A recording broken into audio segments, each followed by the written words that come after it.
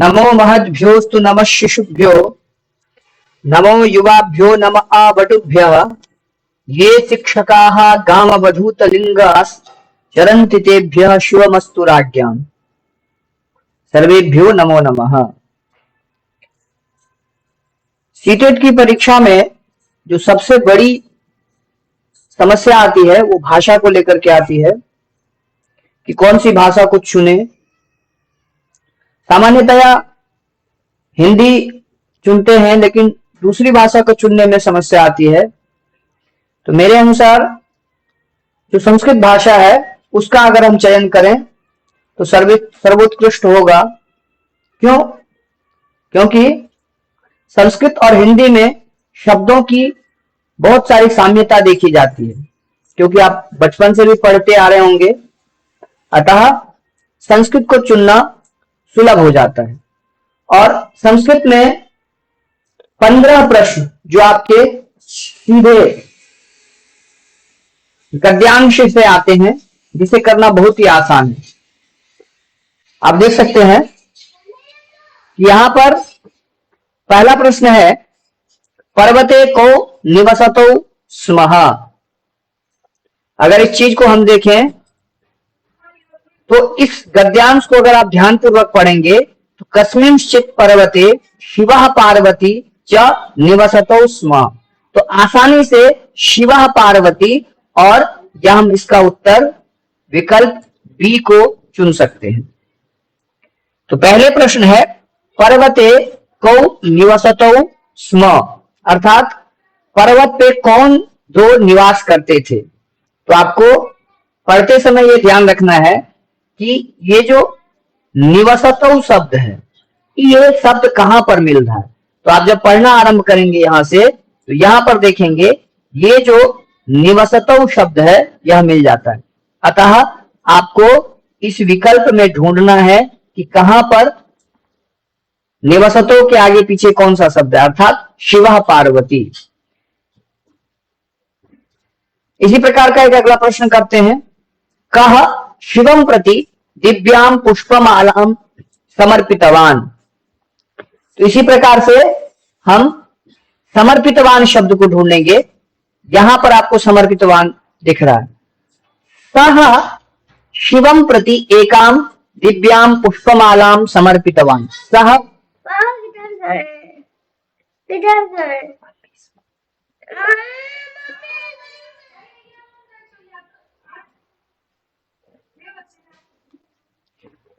सः समर्पितवान। सः संस्कृत का अर्थ होता है कह। समर्पितवान समर्पित किया। सह वह शिवम प्रति यानी शिव के लिए क्या समर्पित किया, पुष्पमालाम समर्पितवान। तो सह कहा तो उसके ठीक पीछे जाना होगा, नारदः तत्र आगतः, अर्थात नारदः। इसका विकल्प सी सही होगा। आपको ध्यान रखना है, जैसा कि पिछले प्रश्न में देखा, निवसतो इस शब्द को ढूंढना है तो आसानी से आप कर सकते हैं। अगला है समर्पितवान। तो समर्पितवान शब्द को ढूंढना है कि ये कहां पर है। तो सह शिवम प्रति एकाम दिव्याम पुष्पमालाम समर्पितवान, अर्थात कह समर्पितवान, नारदः समर्पितवान। अगला प्रश्न देखते हैं, मालाम प्राप्तुम किम कर्तव्यम आसीत। माला को प्राप्त करने के लिए क्या करना चाहिए था। किम कर्तव्यम आसीत। अब इस चीज को आप ढूंढ के दे सकते हैं। इसको पूरा पढ़िए। एकाम दिव्याम पुष्पमालाम समर्पितवान शिवः सा माला कस्य पुत्राय दातुम योग्या अस्ति इति विचारितवान। मालाम प्राप्तुम किम कर्तव्यम आसीत शिवः सा माला कस्यै पुत्राय दातुम योग्या अस्ति इति विचारितवान। तदनन्तरं शिवः पुत्रो आहूय अकथयत्, युवाभ्यां यः शीघ्रं समग्रं ब्रह्मांडं परिक्रम्य पूर्वं प्रत्यागमिष्यति सः एव तां मालां प्राप्स्यति। तो इसका अर्थ होगा कि समग्रं ब्रह्मांडं परिक्रमितुम, अर्थात कहने का अर्थ है कि तुम दोनों में जो शीघ्र समग्र ब्रह्मांड को परिक्रमा करके पुनः लौट आएगा वही इस माला को प्राप्त कर सकता है। तो मालाम प्राप्तुम किम कर्तव्यम आसीत, तो यहाँ पर देखिए युवाभ्याम यह समग्रम ब्रह्मांडम परिक्रम्य पूर्वम प्रत्यागमिष्यति सह एव एताम मालाम प्राप्स्यति। चलिए अगला प्रश्न देखते हैं। कार्तिकेयः केन वाहनेन गतः। अब इसमें ढूंढिए कहां पर केन वाहनेन या कार्तिकेयः ऐसे शब्द मिल रहे हैं। जहां पर इस प्रकार के शब्द मिल रहे हैं वह समझिए कि इसका उत्तर हो सकता है। तो चलिए ढूंढने का प्रयास करते हैं। कार्तिकेयः केन वाहनेन गतः, तो यहां से पर युवाभ्याम यह शीघ्रम समग्रम ब्रह्मांडम परिक्रम्य पूर्वम प्रत्यागमिष्यति सह एव एताम मालाम प्राप्स्यति। कार्तिकेयः स्वस्य वाहनं मयूरम आरुह्य त्वरितमेव भ्रमितुं गतः। अर्थात किं भवति अत्र भवति मयूरेण। और करते समय इस बात का विशेष आपको ध्यान देना है कि जब आप गद्यांश को कर रहे हैं तो जो चीज गद्यांश में दिया हुआ है उसी का ही उसको उत्तर मानना है। अगला प्रश्न देखते हैं। गणेशस्य वाहनस्य गतिः कीदृशी आसीत्, तो यहां पर आपने देखा कार्तिकेयः स्वस्य वाहनं मयूरम आरुह्य त्वरितमेव भ्रमितुं गतः किंतु गणेशः चिंतितः अभवत्। तस्य वाहनं मूषकः आसीत्, मूषकस्य गतिः तु मंदतरा भवति।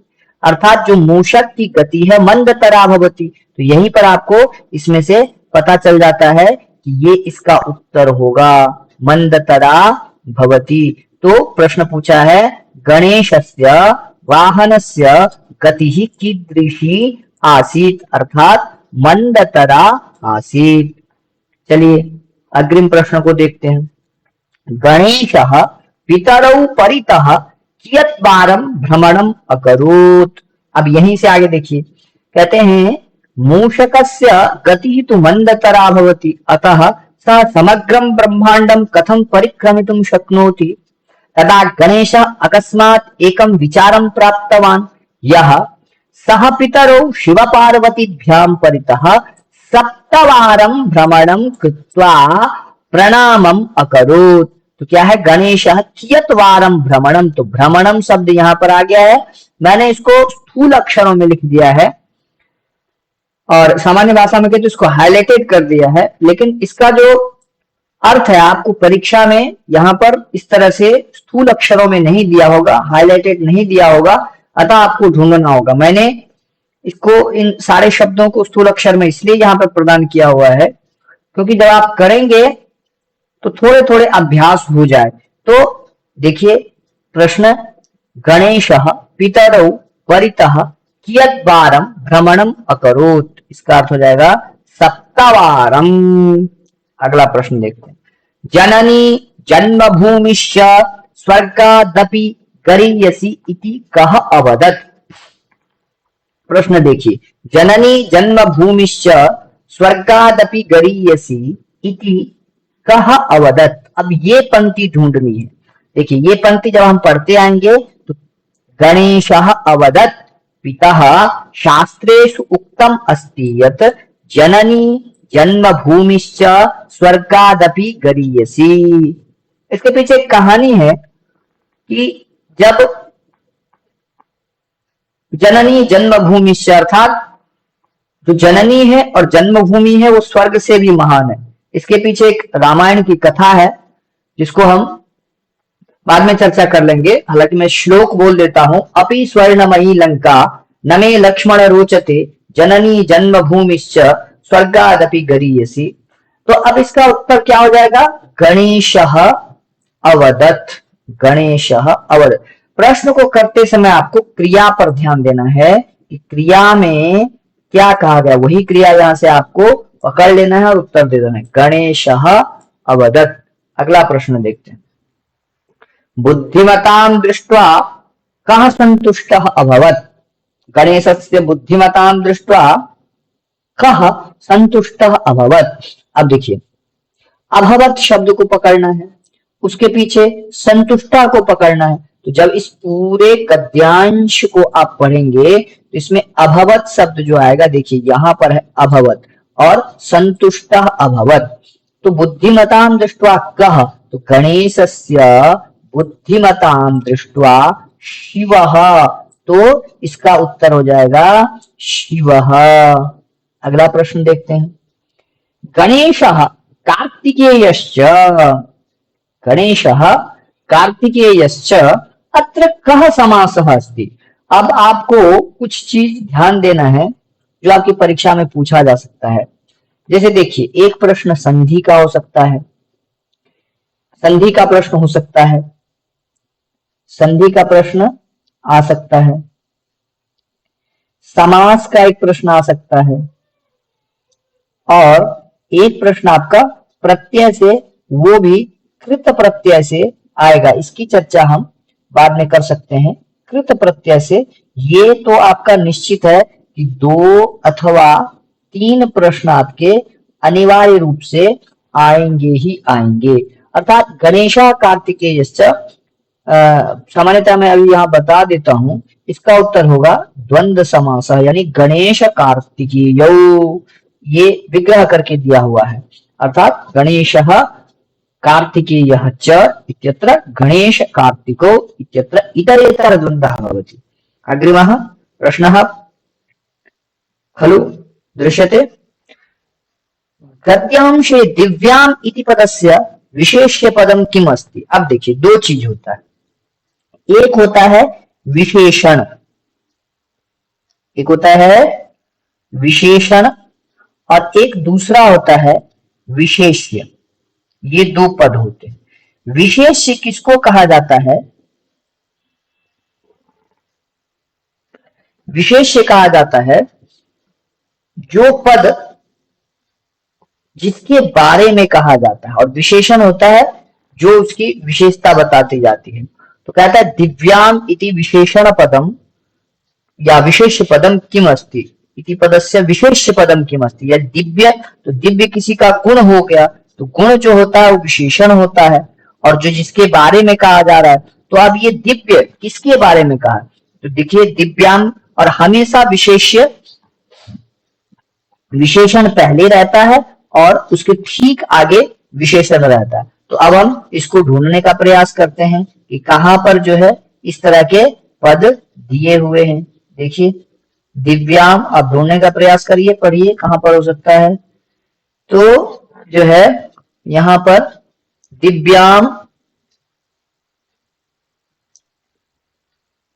गणेशः एकस्मिन् नारदे तत्र आगतः दिव्याम पुष्पमालाम। देखिए दिव्याम, तो मैंने बताया था जो विशेषण होता है उसके ठीक पूर्व होता है, तो दिव्य जो है इसका विशेषण हो गया, पुष्पमाला विशेषण हो गया, तो गद्यांश से पुष्पमालाम, तो इसका उत्तर हो जाएगा, पुष्प नहीं होगा मालाम हो जाएगा, क्योंकि पुष्प की माला के बारे में क्या है। अकरोत् एक एक क्रियापदे कह लकारः अस्ति। लकार से भी प्रश्न पूछ सकता है, तो और जिस लकार में भी लगा रहेगा, अकरोत्, अखादत, अपठत, तो वहां पे आप समझ लीजिए कि लंग लकार का प्रयोग होता है। इसके विषय में बाद में चर्चा कर लेंगे। सामान्यतः व्याकरण के आप 3-4 क्वेश्चन रहेगा। आगे देखिए, पितरो इति पदे का विभक्ति अस्ति। पिता पितरो, तो प्रथमा द्विवचनम या द्वितीया, प्रथमा द्विवचनम, द्वितीया द्विवचनम, पंचमी एकवचनम, षष्ठी द्विवचनम, तो इसका होता है पिता पितरौ, और बहुवचन पितरः, अर्थात द्विवचन यानी प्रथमा द्विवचन में पिता पितरौ बनता है। अगला प्रश्न देखिए, दातुम इति पदे कः प्रत्ययः प्रयुक्तः।